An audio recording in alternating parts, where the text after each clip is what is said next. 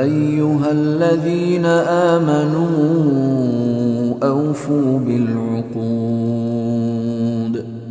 أحلت لكم بهيمة الأنعام إلا ما يتلى عليكم غير محل الصيد وأنتم حرم إن الله يحكم ما يريد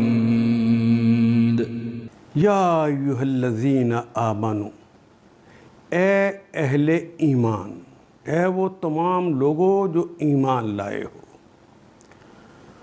اوفو، واو الف تو جمع کی علامت ہے، باقی کلمہ رہ گیا وفا۔ وفا کہتے ہیں عہد کا پورا کرنا۔ اس کی زندگی وفا کر گئی، اس کی زندگی پوری ہو گئی۔ اردو میں بھی یہ کلمہ اسی طرح استعمال ہوتا ہے۔ الف جو شروع میں لگا ہوا ہے یہ امر کے لیے ہے۔ اوفو، وفا کرو، پورا کرو، بالعقود، وفا کر دو، بے کے ساتھ، عقود عقد کی جمع ہے۔ عقد کہتے ہیں میثاق کو، عقد کہتے ہیں عہد کو، عقد کہتے ہیں آپس میں کوئی بات طے کر لی جائے جو دو گروہوں کے درمیان، وہ جو طے شدہ بات ہے اس کو پورا کرو۔ اے لوگوں جو ایمان لائے ہو، اپنے عہدوں کو پورا کرو، اپنی بندشوں کی پوری پوری پابندی کرو۔ احلت لکم، یہ جو عہد ہیں اس سے مراد جو اللہ اور بندے کے درمیان عہد ہیں اور میثاق ہیں، جو بندے اور بندے کے درمیان ہیں، جو رعیت اور حکمران کے درمیان ہیں، جو آجر اور اجیر کے درمیان ہیں، یہ سارے عقود جو ہم آپس میں دوستیوں میں اور محبتوں میں کرتے ہیں، ان سب کے بارے میں ان کو پورا کرو۔ احلت، یحل کہتے ہیں حلال کر دینا۔ ہماری زبان میں استعمال ہونے والا کلمہ ہے حلّا، اس نے حلال کر دیا۔ احلت، حلال ہو گئیں، مجہول ہے اور آخر پہ تے آگے، کیونکہ آگے بہیمہ کی بات ہو رہی ہے اور کلمہ بہیمہ اس کے آخر پہ گولتے ہے، اور ہم نے پڑھ رکھا ہے کہ جتنے بھی کلمات ایسے ہوں گے جن کے آخر پر یہ گولتے آ جائے، سوائے حمزہ، طلحہ وغیرہ جو مردوں کے نام ہیں، یہ سارے مؤنث ہوتے ہیں۔ احلت لکم، حلال کر دیے گئے، یعنی اللہ نے حلال کر دیا ہے تمہارے لیے بہیمت، یہ بہیمہ اور اس کی جمع بہائم ہوتا ہے۔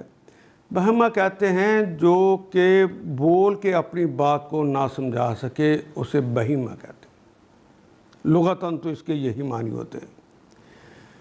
اس سے مراد جانور ہی لی جاتی ہے کیونکہ وہ بول کے اپنی کوئی بات کسی کو نہیں سمجھا سکتے۔ بہیمۃ الانعام، انعام کہتے ہیں مویشیوں کو، جن میں بھیڑ، بکریاں،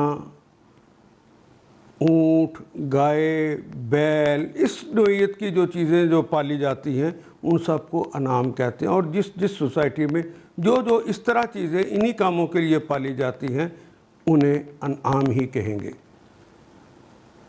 مویشی۔ الا، سوائے اس کے، ما یتلا علیکم، سوائے ان کے جن کی تلاوت کی جائے گی۔ تلا یتلو، تلا اس نے تلاوت کی، یتلو وہ تلاوت کرتا ہے یا کرے گا۔ یہاں پہ یتلا جو تلاوت کی جائے گی، علیکم تم پر، یعنی جو اللہ تم پر اس کی تلاوت کروائیں گے وہ اس کے سوا ہیں۔ یہ چیزیں جو ہیں بہیمۃ الانعام، یہ تمہارے لیے جائز ہوں گی، اور سوائے ان کے جو آگے آ رہی ہیں آیت نمبر 3 میں وہ چیزیں آ جائیں گی کہ کون کون سی چیز انہی بھیڑ، بکری، اونٹ، گائے، بیل وغیرہ میں جو عربوں کے اندر بھی تھے مویشی، ان میں سے بھی کچھ چیزیں ایسی ہیں جو جن کی خاص حالت میں وہ حرام ہو جاتی ہیں، ان کے تیسری آیت کے اندر اس کا تذکرہ ہو رہا ہے۔ اس لیے کہا ما یتلا علیکم، جو تم پر تلاوت کیا جائے گا، جو آگے تلاوت ہو رہی ہے اس کی۔ غیر محلی، غیر سوائے، محلی کہتے ہیں حلال سمجھنا. محلین اصل میں کلمہ تھا محلین الصید. یہ کلمہ مضاف تھا, مضاف الیہ سے پہلے مضاف جو آیا ہے جس کو نکرہ ہے, اس میں اگر آخر پہ جمع کی علامتیں ہوں یا وہ مثنیٰ کی علامتیں ہوں اور اس کے بعد الف لام کے ساتھ یا ویسے کوئی اس میں معرفہ آتا ہے تو عربی میں اس کا جو آخری حرف ہوتا ہے واو الف کا الف, الف نون کا نون, واو نون کا نون, یہ حروف جو ہوتے ہیں یہ حذف ہو جاتے ہیں.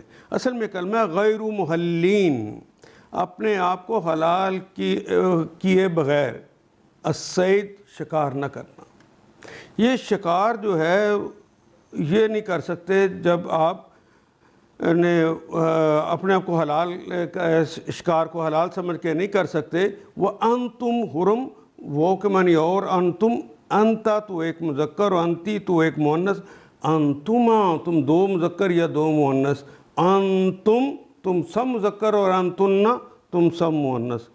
قرآن حکیم چونکہ انسان کو مخاطب کرتا ہے تو اس لیے سبھی انسان ان کو خطاب کر کے, لفظ انسان مذکر ہے اس لیے انتم کا لفظ استعمال کیا گیا, اور انسان مرد بھی ہوتے ہیں اور انسان عورتیں بھی ہوتی ہیں تو اس لیے سبھی کو یہ خطاب کیا گیا. وہ انتم حرم, اور تمہاری یہ حالت ہو کہ تم حالت احرام میں ہو. تم حالت احرام میں ہو تو اپنے لیے شکار کو جائز نہ سمجھنا. غیر محلین الصید یعنی شکار کو اپنے لیے حلال نہ سمجھنا. وَأَنْتُمْ حُرُمْ اس طرح کہ وہ تم حالت احرام میں ہو.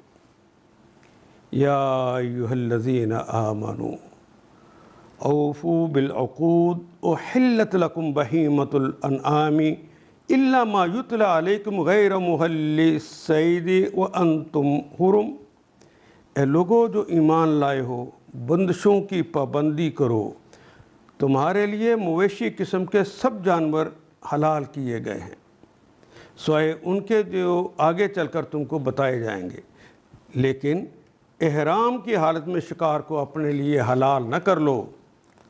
ان اللہ, انا بے شک بے شک اللہ تعالیٰ یحکم, اللہ تعالیٰ حکم دیتے ہیں یا دیں گے. ان اللہ یحکم ما یرید, ما جو, ما تو آپ کو پتہ چار معنی میں آتا ہے, کبھی جو میں آ جائے گا, کبھی نہیں میں آ جائے گا, کبھی ما ادراکا تجھے کیا ادراک ہے, کبھی کیا کے معنی میں آ جائے گا, ما ذا اسمک تمہارا نام کیا ہے, اور کبھی ما کتنا کے معنی میں آتا ہے جب حیرانیوں سے کہنا ہو تو سیاق و سباق بتا دیتا ہے کہ یہاں سے کون سے معنی لگیں گے. ان اللہ یحکم ما یرید, اللہ تعالیٰ تمہیں حکم دیتا ہے جو وہ چاہتا ہے. یعنی مالک, آقا, شہنشاہ تو وہ ہے. جب وہ اسے مان لیا, اپنے آپ کو ان کا عبد مان لیا ہے, تو پھر حکم تو انہوں نے ہی دینا ہے. اس لیے یہ جملہ آ گیا ان اللہ یحکم ما یرید, بے شک اللہ جو چاہتے ہیں وہ حکم صادر فرماتے ہیں. اور یہی اس پوری آیا کریمہ کی, اس پوری بلکہ سورہ مبارکہ کی تھیم ہے کہ حاکم اللہ ہے, اللہ کے علاوہ کوئی اور حاکم ہے نہیں, اور جو حاکم ہوتا ہے جو چاہے وہ حکم جاری کرے وہی ٹھیک ہوتا ہے جو وہ کہہ دے.